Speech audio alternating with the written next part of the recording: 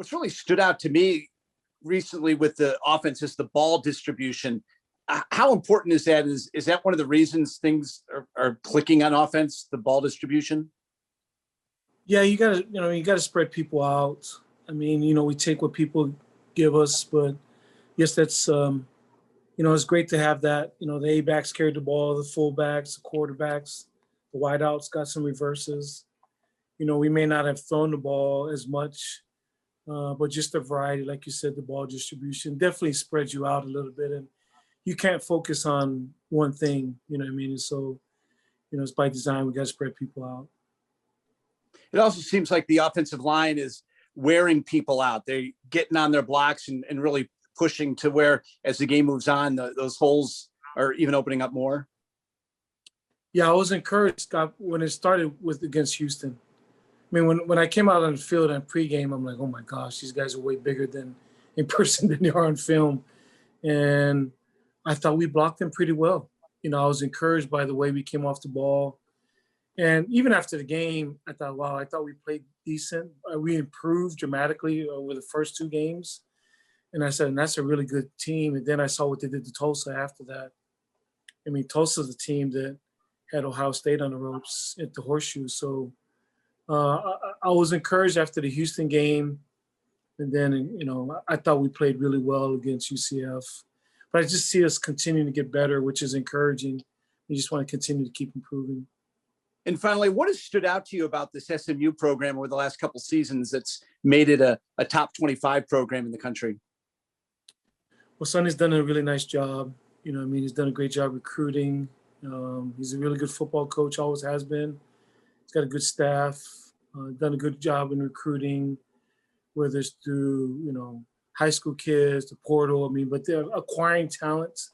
They've done a really good job. And, he's done a great job of selling, that area. There are a ton of good players in that area, and he's done a really good job of selling guys that, either stay home,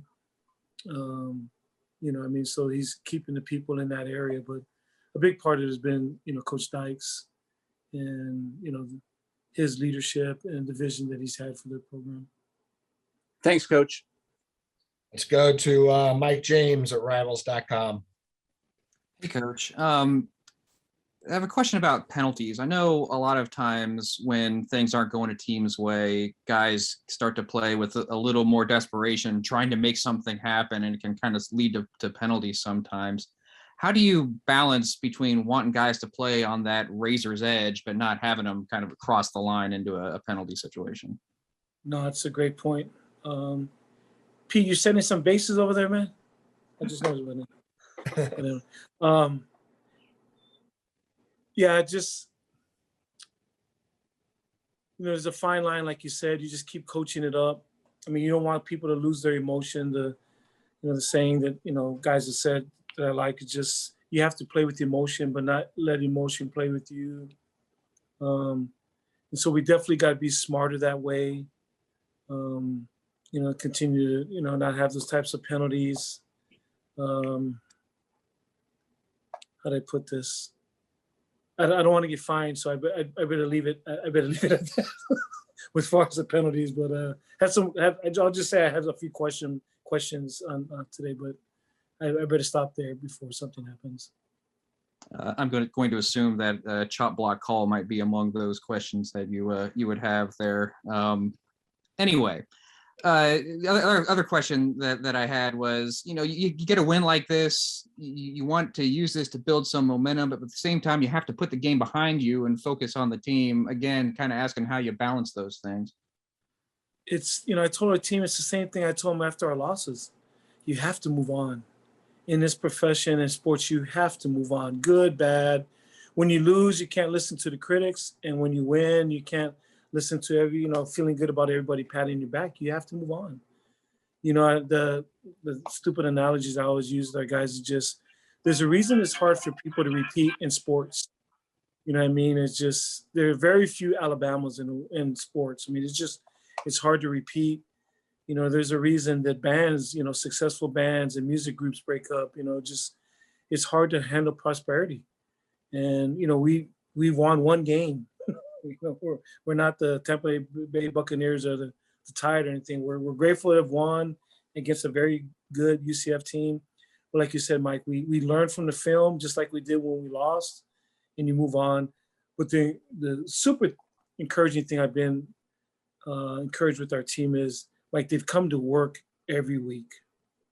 So in spite of our early season, slow start, our guys kept coming to work. So that's, was my message today. Hey, don't let one game change the way you prepare. We got to come and attack it today and every day, and just have the same approach. Burn the boats mentality, 1-0. Just you have to move on. You can't look in the rearview mirror. You have to look forward. Thanks, Coach. Right, Mike. Let's go to Joseph Hoyt to the Dallas Morning News. Hey, Ken, this is Joseph Hoyt from the Dallas Morning News. I got two questions for you. My first is, what have you seen from SMU's passing attack? Tanner Mordecai has 24 touchdowns so far in the season, and they're kind of rotating 6 receivers right now, and 3 of which already kind of garnering some NFL looks. I'm just curious first what you think of that passing attack. Not what you want to. It's you win and you're excited about the win, and then you see who you're coming to play. Like, oh crap, Just I guess I don't have a better vocabulary than that. Just they're good, really really good. But Sonny's in their system, they've been good for many years, and now with their quarterback, like you said, the weapons around them. Nobody's been able to stop them. They've just been a machine. So super scary playing against them. We got to try to possess the ball the best we can. They're a machine. I guess just the big thing saying right there, they're just a machine right now. Saw what they did against TCU, and nobody's been able to stop them. They're an impressive group to watch on offense. And then my second question is very open-ended, but there were 9 ranked teams that lost last week. We have a record number of AP top 25 losses through 5 weeks. I'm just curious, why do you think there's so much parity in college football this season? I don't know. I don't know. That is a great question. But it's a great reminder that every week's different. I don't know. There seems to be more parity.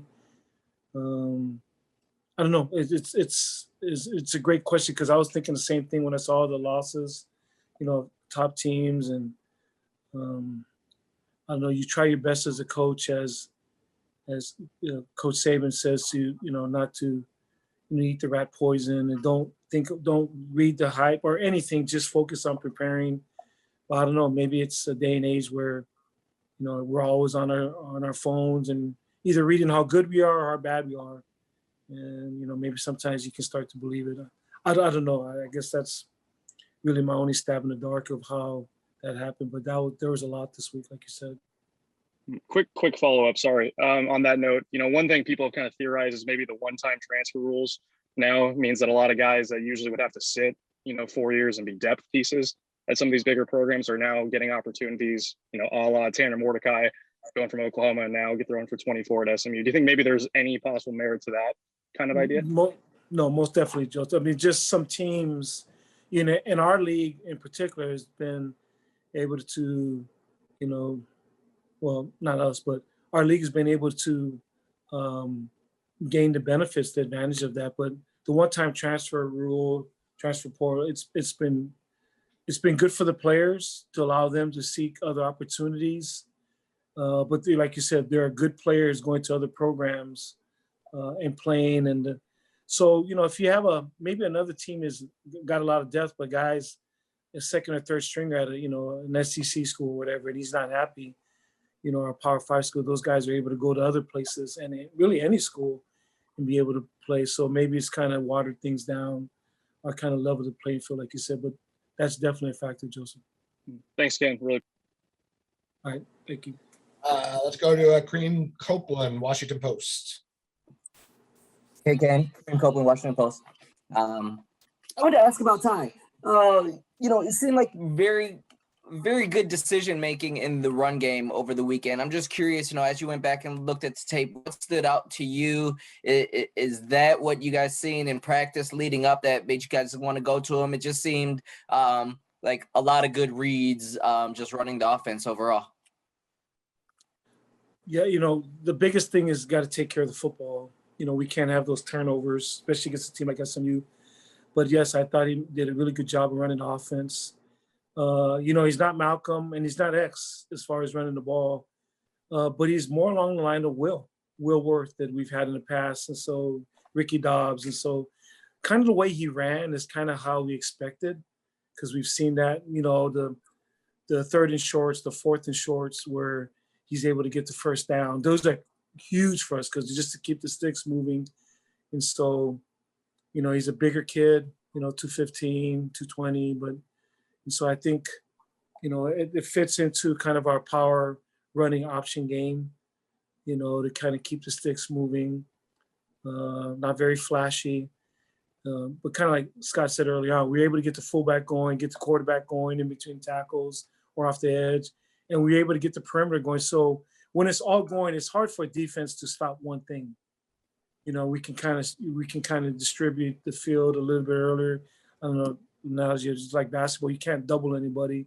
We're going to kick it out. We're hitting threes, and so we spread you out and go, everybody's outside. We dump it inside. And so we got to continue to do that to have some diversity in that. But a big part of that is the way Tai ran the offense. Got us in the right plays, got the ball where it's supposed to go. And I've always said that Keenan Reynolds, probably his greatest trait is he got the ball where it's supposed to go. Got us in the right play, so we had proper angles, and the ball went where it's supposed to. It's supposed to be a give is a give, a keep, or a pitch, or, going the right way or getting us in the right blocking schemes. Because to most people, it just looks like the triple option. You know what I mean? But we have so many little subtle things that we're trying to do to influence people.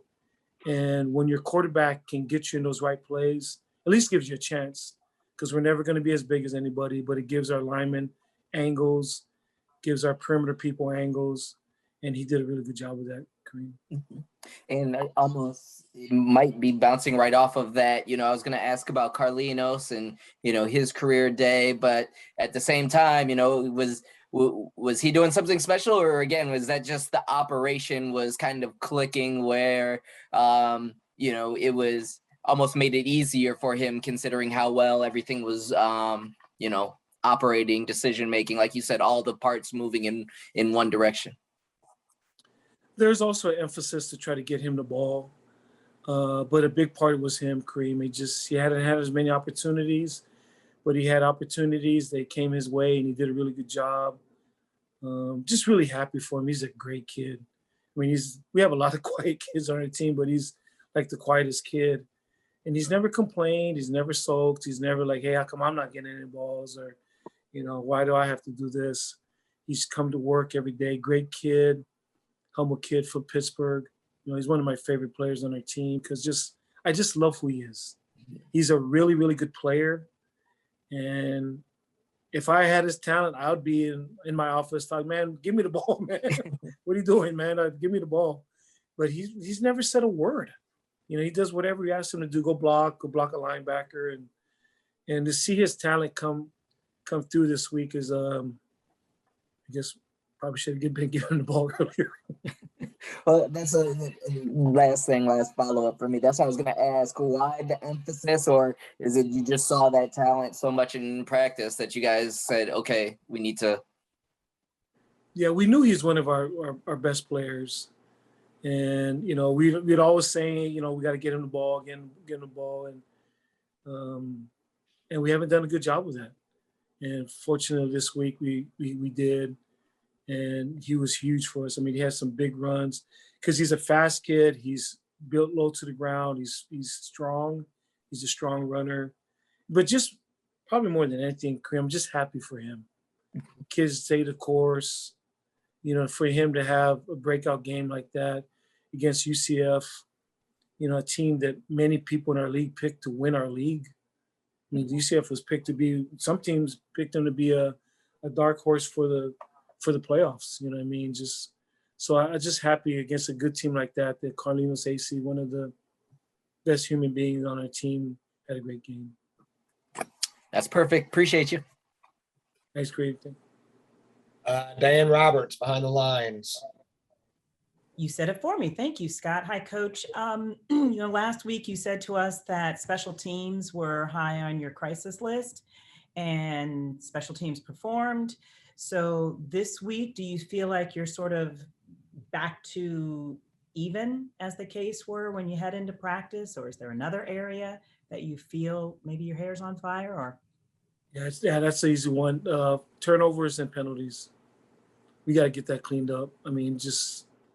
We're these teams that we're this our next slew of teams. It's scary who's coming. Obviously, starting with SMU, and if we turn the ball over twice inside the 25-yard line, and if we have those penalties, regardless of anything else, we're not going to win. So that's been our biggest emphasis, Diane. That we have to play. I thought our kids played really, really hard and did a lot of good things, but we have to eliminate turnovers and penalties to have a chance this Saturday. And then I have a question for a feature piece we're going to do later. Can you talk a little bit about being part of the Coach Paul Johnson coaching tree? And, there's some of you others out there, Jeff Munkin. How do you feel about being part of that branch? I'm just grateful for him. He's the guy that got me started in this profession. So Coach Johnson came to Hawaii in 1987. So I started learning from him back then. And I knew back then that he was a special coach, really, really smart. This is basically his offense along with, Coach Stowers and some other coaches. I'm trying to remember the guy's name, but that they kind of put this offense together. Just a lot of bits and pieces that they, over the years had come in. So, but it's kind of really his creation. And Coach Jasper and I played for him, learned from him. And so that's where it all started. If it wasn't for him, I'd still be in Hawaii. I would say probably driving a tour bus or something. I don't know what I'd be doing, but grateful for Coach Johnson. He's a great man, but he's, like I said, Ivan and we wouldn't be here if it wasn't for him. Thanks, Coach. I have to get out early. Bye, everyone. John Sadak, CBS Sports Network. Hey, Coach. It's kind of following up a little bit on what Diane was asking. So is the plan special teams wise to go back to about the same amount of time as you had before? Or do you plan on doing extra work still, like on a go forward basis? No, we can't because there's other things that they have to do here. I wish we could meet longer and do other things. It's like I have to remind our guys at lunch meetings that we have to let them go. So our meetings are super short. When we have coaches come from other schools, they're like, wait a minute, is that all the amount of time you guys have to meet? He goes, yeah. And so I have to remind them, let them go at a certain time. So, because they got to walk all the way across the yard to go back to school. It's not like school. We have mopeds around here where guys can ride their mopeds to class. They gotta walk. And so we're back to a normal schedule, John. So we don't have as much time after practice. So we have to just go back to our normal practice time. So it just forces you to be super, super efficient as a coach. You got to try to minimize everything. Everything's got to be prepared in your meetings. Everything's got to be prepared out on the field. You got to know exactly who's getting reps, how long, where your drills are set up. You can't have any wasted time. You got to be in sync with your manager. Like, okay, I want 3 bags here on the 42-yard line at this time, blah, blah, blah. And we're going to have to do that this week. Last week, again, it was exams. And so some guys were done, didn't have exams at certain times, or in the evening, we didn't have any military obligations. So it was just study time at night. So it gave us a little bit more time to push back and stuff, but we have to go back to our normal schedule.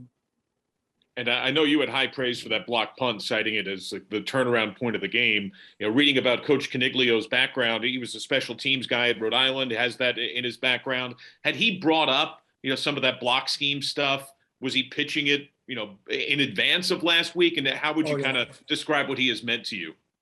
No, it was all him. He came up and he's super excited. And I'm not really a big block guy. There's a reason we haven't, run a lot of blocks. I'm more, hey, let's just get the ball back. Don't let him run a fake on us. I think Coach O'Rourke was the last guy to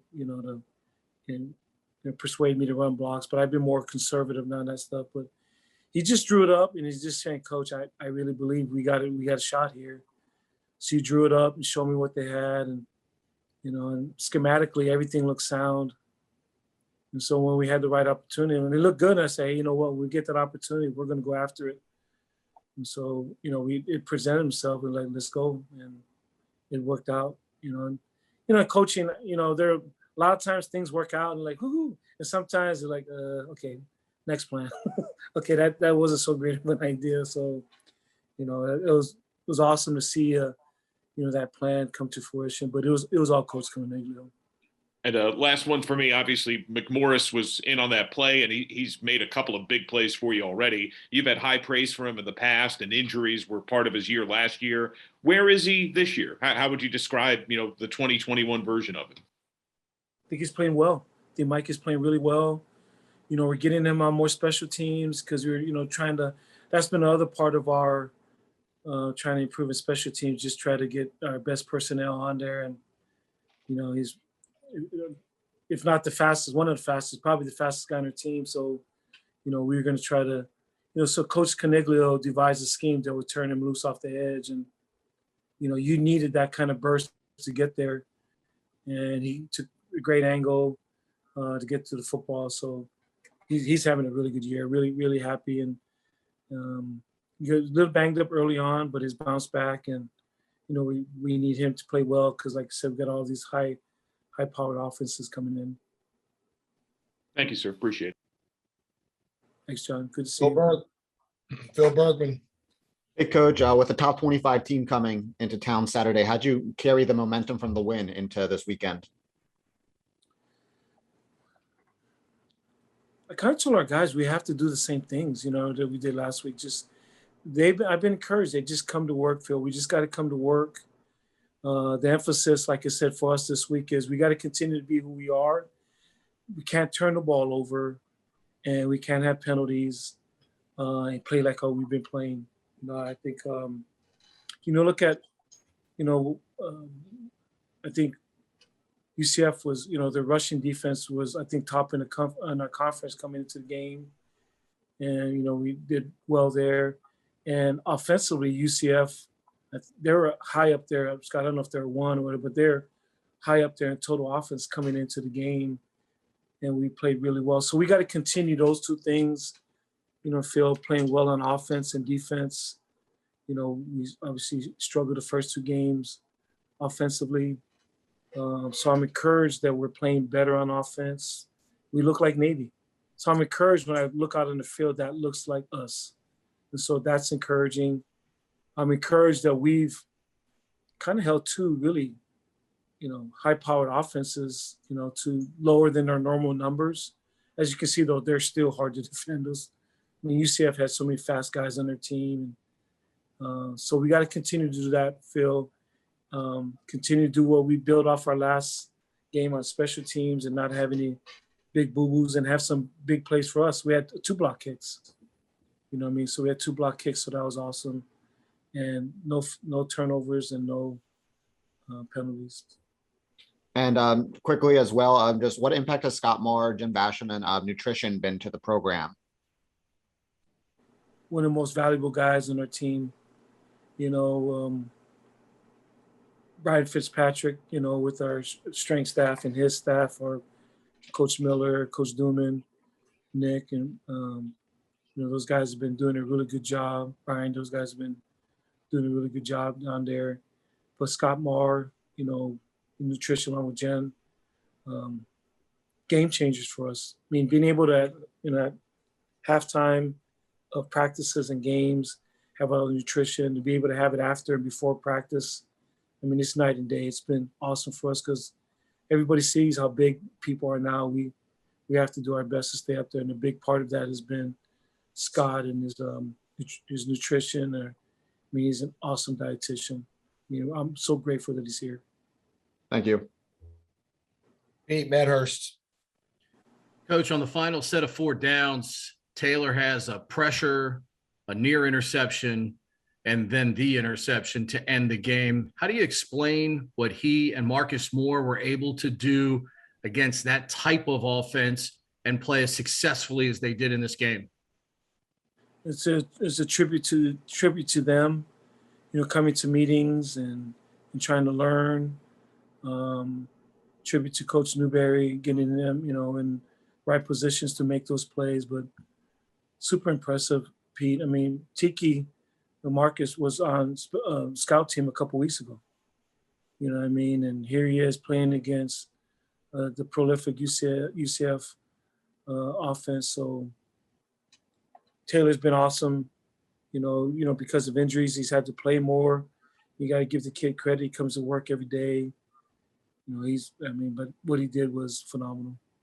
When you have players like Diego and Chance, who are your leaders, who have had some things go against them in a negative way over the first couple of games, and even in this game with Diego, to see them come back and make the type of difference-making plays that they made, how big is that for them, just so they know what they're doing every day from a leading standpoint and the effort they're putting in is right? And obviously they got some results on Saturday. Yeah, like you said, it's hard to get on Diego because he's playing his butt off. He's all over the field. I mean, the guy's playing at a different level right now. He's just phenomenal. But you still have to, the truth. Hey, man, we can't have those penalties. You owe us one. This is after the guys had 15 tackles, you know what I mean? But, hey, those penalties are critical. And he just looks at it. He just keeps playing. And obviously punching out that ball at the end was a huge play. Chance had some misses, too, on some stuff. And, on Saturday, and we said the same thing. Hey, man, you got to pick it up. You owe us one because you're one of our leaders. And for him to come back and play and have some huge plays at the end, really happy for both of them. Mordecai's playing very well for them, obviously, but everybody sees spread and thinks it's the same thing. What are the differences, if albeit even subtle, the difference between the UCF spread and SMU spread? Yeah, the UCF spread, I mean, I guess – Gus Malzahn's got a lot of all of his personnel grouping with some of his gadgets in the run game. Let's say that SMU's run stuff a little bit more conventional. But Sonny comes from the passing tree, the air raid stuff. Obviously, he's got his own wrinkles and all the different things that he does. But, I mean, he's very, very knowledgeable. He's been doing this for a long time, but very knowledgeable in how he wants to attack, defenses. But a lot of it are, some starting off with the air raid principles, but with the addition of all the other things that they do. But they pretty much do all of it, you know what I mean? But where there's a little bit more gadget stuff in the run game with Malzahn, you know what I mean? He's, Malzahn probably ran a little bit more of that this week, last week without Dylan Gabriel, where SMU is more, traditional spread stuff. Thank you, sir. And we'll finish up with Bill Wagner, and then we'll jump to Tai Lavatai after Wags is done. Bill Wagner, Capital Gazette Newspapers and Baltimore Sun Media Group. Can you talk a little bit more about Tai's play? Were you surprised that he played so well, considering he didn't even practice for pretty much 2 weeks?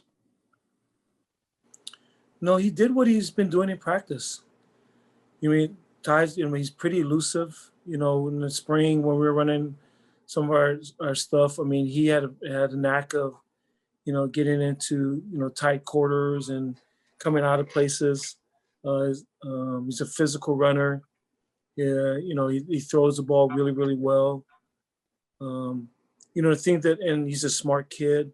My thing on Tai is he's such a fun-loving, easygoing kid. Just my stuff has always been on him, the leadership stuff. There's sometimes to joke around, but sometimes you got to be dialed in, got to be focused. You got to lead, with the leadership of an admiral or a general. I mean, you got to have those type of mannerisms. That's not always Tai, because he's always a kid that everybody on the team loves, because he's just a fun-loving kid. But sometimes in a quarterback, you have to have the face and the demeanor of an assassin. You have to be, your temperament's got to be a little bit different. So I thought he played really well from a temperament standpoint, Wags. He was calm, he's collective. He knew what was going on the field. Coach Jasper was on the field with him, and I thought that had a great impact with Tai because he could sit there with Tai and X and Masai and, do adjustments right there on the field with him sitting there amongst them. And so, but the things he did, Wags, he's been doing it all through camp and all spring ball, so that wasn't a surprise. Obviously playing against a good team, but he's been doing that for a while. And he threw two nice deep balls on play action. The one to Cooper was on target. It just was very well covered by their defender. And then obviously the one to Chance. But does that's something good to have on tape, because future opponents now say that this guy can throw the ball deep and we can't cheat on that. Well, the thing, and I think it was Scott asked it earlier, the thing that I'm excited about, we got the fullback going, we got the quarterback going, and we got the pitch game going. So the next, I guess the fourth option in the triple option is the play action pass. And so, I'm sure people are going to try to do things to try to shorten the edge, to try to shore up the perimeter game, which is fine because, Tai gives us the opportunity that you can't do all of that. You can't be in the backfield trying to get away the run, because we got guys like Coop and Mark Walker that can go deep. We got, guys like Chance and different people, Carlinos, Tiger, and Kai, Jaden Umberger. And so I'm encouraged from the standpoint of we got all three phases of the triple option going, and we have a quarterback that if you try to come up and try to, get it too aggressive, we got a guy who can throw it deep. So really, really encouraged. And that's really been our formula for years. The triple option with play action pass and the ability to do it, to be able to do all of it at any time from any part of the field, any down and distance. Those are our four options. Last for me, you started Darrelson Masani at center, and he's a big hoss, and it looked like he got some movement. Him and Banbury together, there were a few times I saw them driving guys backwards. You think you got a winner there as far as a big boy center? Yeah, it allows you to, when you have a big center, it allows you to, single block at times too. But I thought Darrelson in his first start, played well. And so, again, you don't rush for that many yards. Your fullback doesn't get that many yards if you don't play up front very well, and especially at center, if you don't play well at center. So I thought Darrelson, for his first start, did a lot of good things. Still got a lot of improvement to make, which we all do, but I was super encouraged, Wags.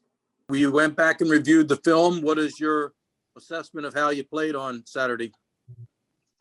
I think I did okay. There's always stuff to improve on. I definitely missed, as we went over today during lunch, I definitely missed reads or missed opportunities that we could have taken advantage of that could help us score a lot more points. Looking back on it, I always can do better. So I just got to improve this week during practice. So how good did it feel to have, as Coach just mentioned, all the elements working? That's kind of what has been missing. It's been one or two dimensional. And in this instance, it was the fullback dive work. The quarterback keeper got some yards. The slot back pitch had some chunk yardage.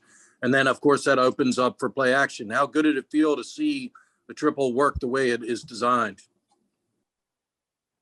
Yeah, it was amazing. Up front, it started up all up front. They were getting a great push up front, allowing me to make it easy on me just to be able to read everything, be able to just get it dealt to the outside. And the A-backs were taking care of it on the perimeter, and the receivers as well.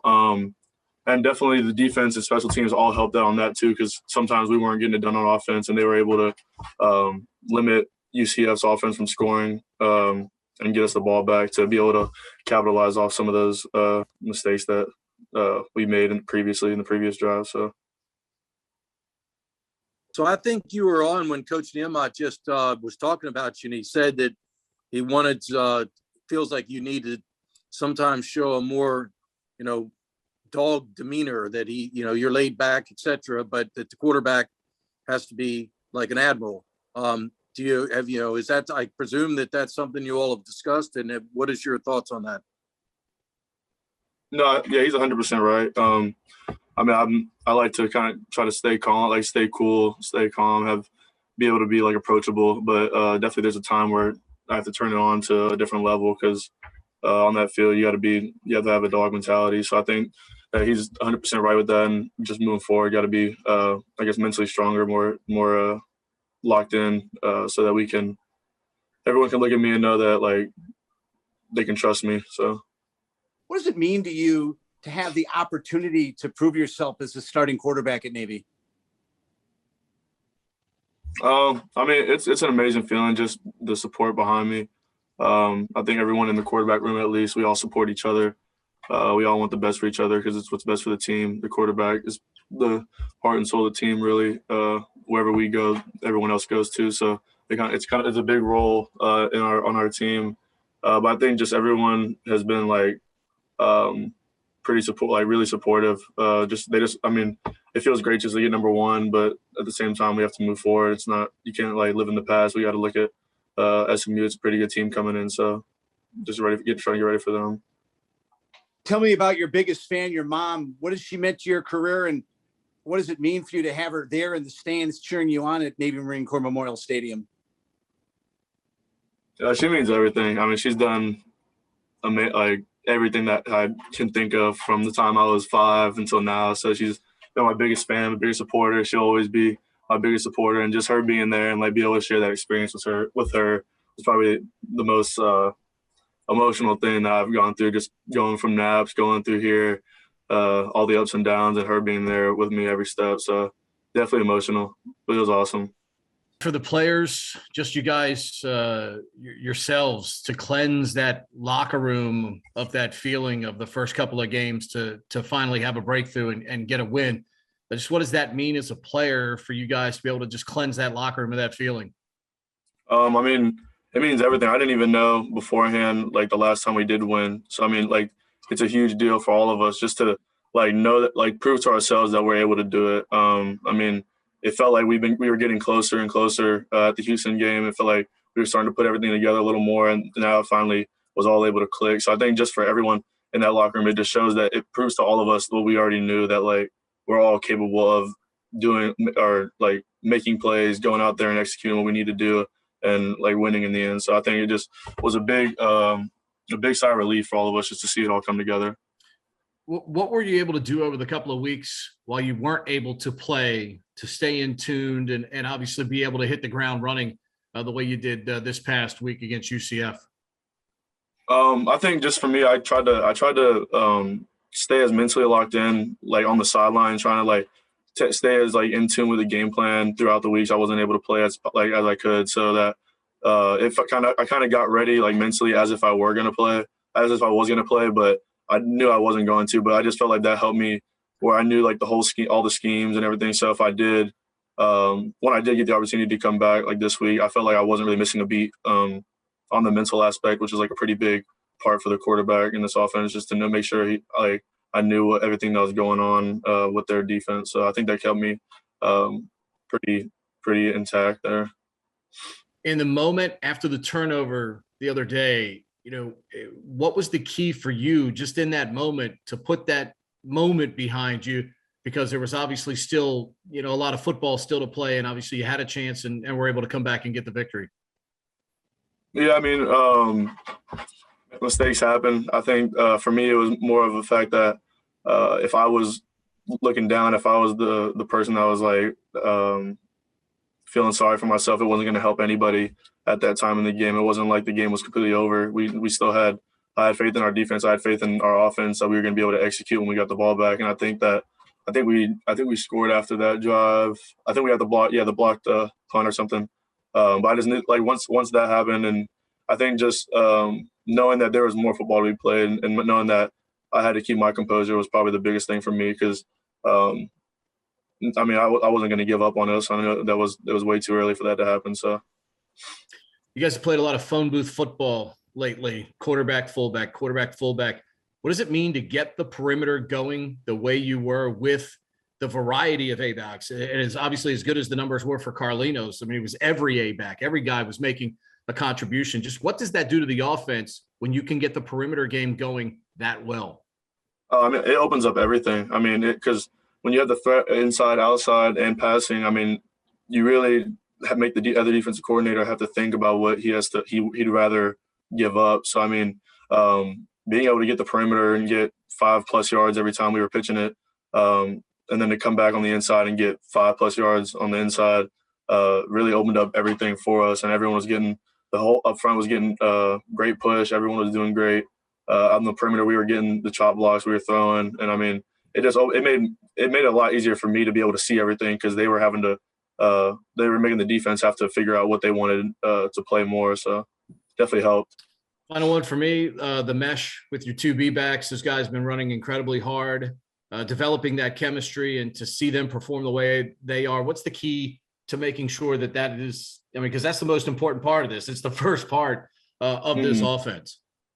Yeah, I have to do a lot better job of getting off the mesh. I've struggled with that on our midline steps. So I definitely have to get better on that. It cost us on one of the key, I think, second downs. Me and James bumped knees. And that was on me for not getting off the midline for him to go down the middle. But it's definitely been good. I mean, when you start first running triple option, it's kind of hard to get a feel for it. But just like repetition and practice, it just made it a lot more smooth. It makes it a lot easier. And then once you can get off the mesh, it makes it a lot easier to be able to read and pitch off of whoever you need to. So, thank you, sir. Good luck this week. Thank you. Phil Bergman. Hi, a lot of kids dream of the opportunity to be the starting quarterback taking on a top 25 program under center. What's this moment Saturday going to be like for you? I mean, I think for me, it's just going to treat like another game. I mean, can't make any moment too big, too small. So I think just staying simple, like keeping it simple, running what we know and playing how we play is just going to be key for me. Just so I don't want to make it seem like it's anything different. I mean, at the end of the day, it's another football game. So I think that's going to be the biggest point for me this week. Oh, sorry about that. What's the message in the locker room? Coach Ken told us today we won, but we can't sit there and just be patting ourselves on the back the whole time. We have to move forward and get ready for this week and have another great week of practice like we did last week. It's great that we won, but at the same time, we have another game coming up in 5 or 6 days. So we know we have a win under our belt now, but we have to move forward and capitalize off that this week with the momentum we have. Did it make a difference to have Coach Jasper on the sideline this week? Yeah, it definitely did. I think it was really nice just to be able, because he got to see it or he sees it differently than I see it too. So just two different points of view from that helped me, and it kind of helped me stay relaxed too. Just being up there and having like a direct line of communication with him, because usually it's on the headset. So just being able to be face to face with him and him being able to go over some of the things that we were seeing out there definitely helped me when I got out there to be able to see it a lot easier. I know coaches often refer to Will Worth as a comp for your style and your body type. Have you watched his tape at any point? Is that something that's been a part of the learning process? I would say we watch a little bit of it now and then, but we usually, we kind of just go over every possible thing really, just to see all different defenses, all points of views that we can. I think that kind of helps us the most, just to be able to see a bunch of different defenses and see how different quarterbacks played against them and what they did and didn't do right. So. And when you were out with injury, what was that time like for you? What were you able to do, focus on? How did you lose that chance? Yeah, for like the first week, I couldn't run at all. So it was kind of upsetting, especially for the Air Force game, just having to sit there and watch. It's like you want to go to battle with your brothers every day, but I just had to sit there and spectate. Towards Houston, I started kind of be able to move around a little more, and it was kind of like an emergency situation if I could play. But for me, it was kind of trying to make everyone try not to be out of the loop, trying to make sure I was still there, trying to support them and show that I was supporting them as best as I could, because I knew I was going to be coming back at some point, so I didn't want to be out of it by the time when I was able to start practicing again. So you've got some home games under your belt now. What's it like playing before this great fan base at Navy Marine Corps Memorial Stadium, and also knowing that right behind your bench is the whole brigade of midshipmen there for you? Yeah, it was an amazing feeling. I said that against Marshall, obviously it wasn't the outcome that we wanted, so you didn't get to really feel the electricity that there was Saturday. But it was great being able to just see them for the full 60 minutes of the game, have our back and support us the whole way up until the very end. And it was just and if we were able to finish the job and win. So it was just an all around great feeling. Tai, is it? I don't know what the word would be. Exciting's probably not the word I'm looking for, but knowing that you played well offensively last week, but you still had a couple fumbles, some offensive penalties that set you back. I mean, is it, do you feel like you could play a lot better offensively, which would be impressive if you can outdo what you did against Central Florida? Yeah, 100%. I mean, just going back and watching film, there's definitely mistakes that I wish I could get back and go back and redo them. But I mean, there's always room for improvement. So I think that for me, from a aspect, I could have pitches could have been pushed a little further. I could have been there was a play that I had that we didn't run the right motion and stuff. So there's definitely situations where I could have been better at. So I think just moving forward this week, try to iron out all the details and just come out. Because I mean, we got lucky that we were really good on special teams and defense. They helped us out a lot. But mistakes that I made could have been costly. So definitely got to iron that out and get ready for SMU.